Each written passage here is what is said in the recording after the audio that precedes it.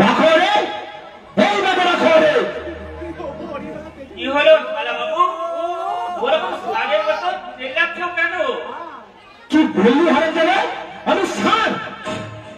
আহারে, তোমার ভুল হয়ে গেছে শালা বাবু। তুমি সার নাও, তুমি হচ্ছে আস্ত গাধা।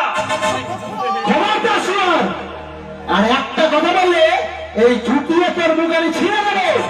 আহারে, জুতোটা যদি নিজে কন্ট্যাক্টে না করতো, তার মানে এইটা হচ্ছে না করে দেখেছি হয়ে যাচ্ছে। তারপরে লম্বা লম্বা কথা বলতে তোমার লজ্জা করে না?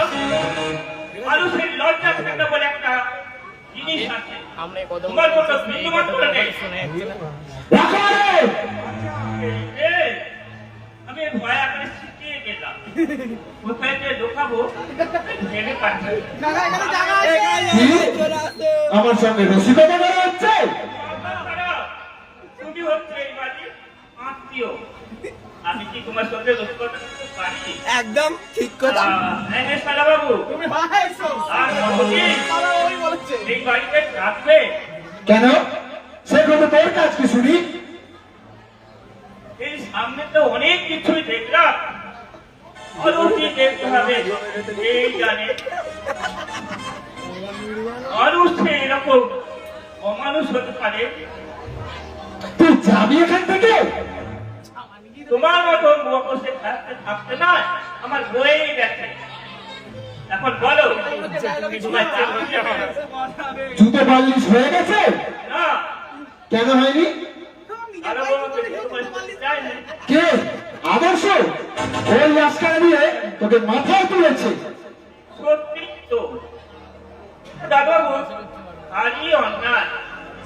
তোমার মতো মাতামাতি করবে তা নয়, আমার মতো একটা ছোট লোক চাকরকে নিয়ে ঠিক আছে আমি বলতো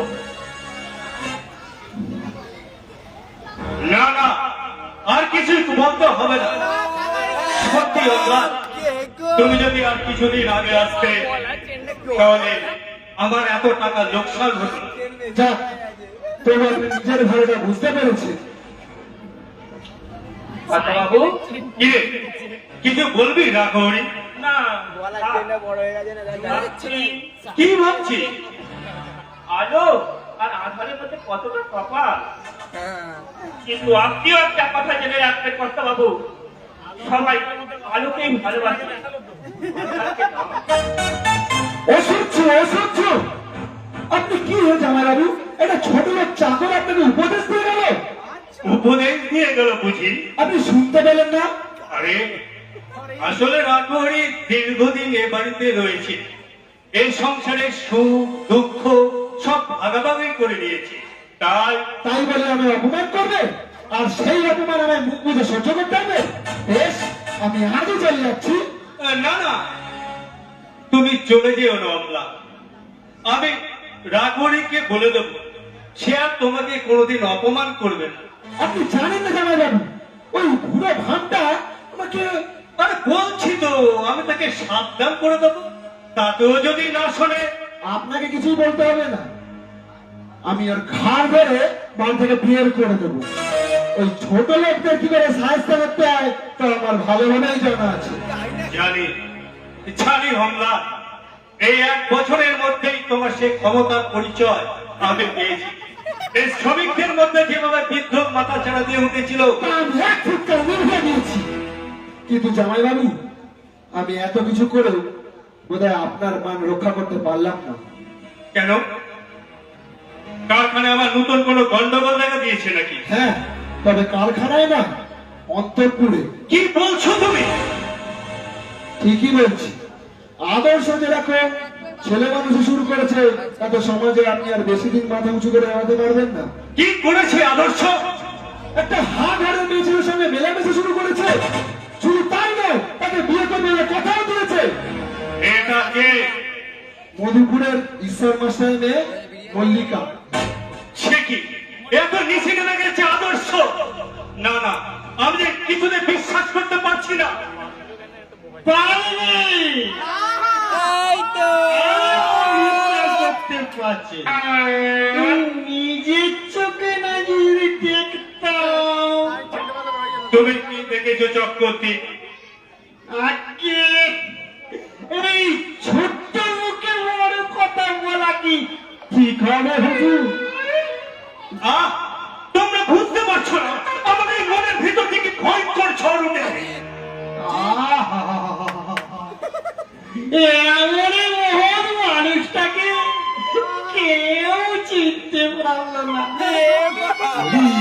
বিশ্বনাথের লজ্জা কিনা তুমি কিছুই নেই। এই দেশে এত ছেলে থাকতে তার এই ঠিকই মেয়েটাকে আমাদের এই ছোট বাবুর গলাতেই ঝুলিয়ে দিল। তুমিও এই কথা বলছো? আজকে কতদিন যে দেখেছি হুজুর, ওই ছোট বাবু ওই নষ্টা মেয়েটা গলা জড়িয়ে ধরে ব্রহ্মময়ী জগতের কল্যাণই করে মা। বলতে পারো অম্লান, আমি এখন কি করব? ঢাকা ছেড়ে দিতে হবে জামাই বাবু। আপনি আজই আদর্শকে সাবধান করে দিন, ভবিষ্যতে যেন আর কোনোদিন ওই মেয়ে ছেলের সঙ্গে মেলামেশা না করে। কিন্তু চোখে রং লাগলে সবকিছু রঙিন বলে মনে হয়, তাই সবার আগে আদর্শের চোখ থেকে চশমাটা খুলে ফেলতে হবে। অম্লান, আপনি নিশ্চিন্ত থাকুন জামাই বাবু, আমি বেঁচে থাকতে আপনাকে আমি কারোর কাছে ছোট হতে দেব না। আপনার বংশ মর্যাদা অক্ষুণ্ণ রাখতে এই অম্লান চৌধুরী তার ক্ষুদ্র জীবন উৎসর্গ করবে। একদম, এই তো। এই বাবাজির কথা শুনে পানটা আমার জড়িয়ে গেল। ছেলে তো মেয়ে, কিন্তু সোনার চাঁদ। তারা বৌমনি, ওই দেখা যায়, ওই দেখা যায়। কল্যাণী করো ওই তো। মা। ওই তো। কাজী ঈশ্বর মাস্টারকে প্রথমে আরে ওই তো ঈশ্বর মাস্টারকে সহজে মেজগার পাশে, মেজগার পাশে, ওই তো। আচ্ছা করে টাইম তুলে না, না, হয়ে গেল নাকি? ওই তো রাইটের পাশে। সাগরে ঝাঁপতে চায়। ছি ছি ছি ছি ছি ছি ছি ছি ছি। তো কানে কানে হলো কি এই ধনী লোকের মান সম্মান সুমরন হয়েছে এখানে। শোনো চক্রবর্তী, তোমাকে আমার একটা কাজ করে দিত। এই অদমকে লজ্জা দেবেন না হুজুর। আপনার উপকার করতে পারলে আমি নিজেকে বড় ধন্য মনে করে তাছাড়া ওই ঈশ্বরের মাস্টারকে নয় আমি তোর চোখেও দেখতে পারি না। বেটা আমার চুলের কারবারটাকে নয় একেবারে বন্ধ করে দিয়েছে। লোক চাচাগুলোকে সঙ্গে হাত করে আমার দুঃখে দুঃখ অরণের বুক পেটে চোখ পেটে জল আসছে হুজুর। শোনো রুমাল দেবো নাকি? রুমাল দেবো? কি জানি? আরে এমন কি কথা, আমি আছি মধুপুর গায়ে রটিয়ে দেব ঈশ্বর মাস্টারের মেয়ে মল্লিকা একটা 10টা চরিত্রহীন। চক্রবর্তী, শোনো, এই নাও, এটা 5,000 টাকা। তুমি ব্যবহারটা ভালো রেখো।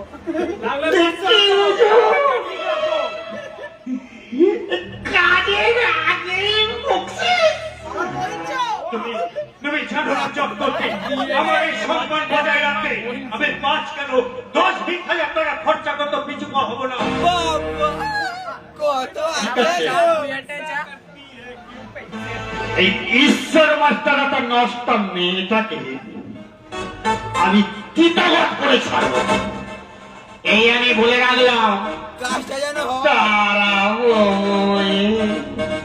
জগতের কল্যাণ করো মা। ও মা, আমার রক্ত সন্তান আমার উঁচু মাথাটা মাটির সঙ্গে মিশিয়ে দিচ্ছে। ও এই কথা আমি স্বপ্ন করিনি।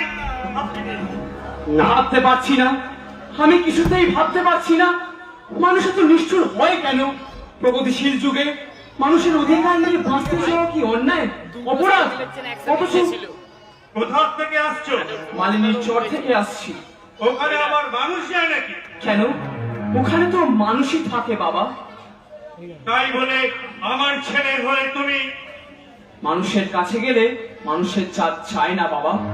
আদর্শ? আমি জানি গরিব মানুষের সঙ্গে আমার মেলামেশা আপনি পছন্দ করেন না, কিন্তু কিন্তু আমাকে যে সেখানে যেতেই হবে। আজ চর থেকে তাদের উচ্ছেদের যে চক্রান্ত চলছে, সেই চক্রান্তের বলি হই আমি নিরাশ হয়ে তাদের দেব না। কি বললে? আমি ঠিকই বলছি বাবা। আজ দীর্ঘ 25 বছর তারা সেই চরে বসবাস করছে। আজ জোর করে তাদের সেই চর থেকে উচ্ছেদের চেষ্টা করা হলে সবার আগে আমি বিদ্রোহ ঘোষণা করব। আচ্ছা, অনেক দূর এগিয়ে গেছো দেখছি, কিন্তু তুমিও বোধহয় জানো না এই পরিতোষ মজুমদারের অভিধানে পরাজয় বলতে কোনো শব্দ নেই। আমি যা চাই আমি আপনাকে অনুরোধ করছি বাবা, অকারণে সহজ সরল মানুষগুলোর বুকে দুঃখের বোঝা চাপিয়ে দেবেন না। ঈশ্বরের সৃষ্টি শ্রেষ্ঠ জীব মানুষ, সেই মানুষকে আপনি ভালোবাসতে নাই পারুন, তাহলে দয়া করে অবজ্ঞা করবেন না বাবা, তাহলে দয়া করে অবজ্ঞা করবেন না। দাঁড়াও, কোথায় যাচ্ছ? আমি আমি আমি জানি তুমি কোথায় যাচ্ছ, কিন্তু না, আর তোমার সেখানে যাওয়া হবে না। কারণ আজ থেকে ঈশ্বর মাস্টারের বাড়ি যাওয়া তোমার বন্ধ। কারণ কারণ আমি চাই না ওই নষ্ট মেয়েটার সঙ্গে তুমি মেলামেশা করো। আপনি ভুল করছেন বাবা, কারো সম্পর্কে সঠিক না জেনে বিরূপ মন্তব্য করা সঠিক নয়। বিরূপ মন্তব্য? ঈশ্বর মাস্টারের মেয়ে ফুলের মতোই পবিত্র, নিন্দুকেরা ফুলের নামে যতই কোচ্ছা রটাক না কেন, ফুল তো সে ফুলই থাকে। তাই নাকি? তুমি তাকে? আমি তাকে অনেকদিন ধরেই চিনি বাবা। তোমার চেনার মধ্যে করে ভুল থাকতে পারে। আকাশের লক্ষ তারার ভিড়ের মাঝেও চাঁদকে চিনে নিতে মানুষের ভুল হয় না বাবা। তবে যা শুনেছি তা সত্যি, তুমি তাকে বিয়ে করতে চাও? হ্যাঁ, আপনি ঠিকই শুনেছেন, আমি তাকে বিয়ে করতে চাই। বনের ফুল বনেই ফুটে থাকুক তা তো আর সম্ভব নয়। আমি তাকে মর্যাদা স্থানে প্রতিষ্ঠিত করে এই সমাজকে দেখিয়ে দিতে চাই দুর্বল ভীরু কাপুরুষদের নিয়ে জগৎ সংসার নয়। চুপ করো! এই লজ্জাটার সীমা তুমি ছাড়িয়ে গেছো। আমার ইচ্ছে করছে এই মুহূর্তে তোমাকে। বাবা, যদি মনে করে থাকো সন্তান স্নেহ আমি দুর্বল, তাহলে তুমি মূর্খের স্বর্গবাস করছো। জীবনের কোন অবস্থাতেই আমি আমার আভিজাত্য টিকিয়ে দেবো না, কিছুতেই না। বাবা, আপনি আমি তোমাকে লাস্ট ওয়ার্নিং দিচ্ছি আদর্শ, ভবিষ্যতে কোনোদিন ওই মেয়েটার সঙ্গে মেলামেশা করবে না। আর এটাও মনে রাখবে, আমার মনোনীত প্রার্থী এবারে পুত্র বধূ হোক, তার অন্যতা হলে আমি তোমাকে ছেড়ে বলে কিছুতেই ক্ষমা করবো না, কিছুতেই না।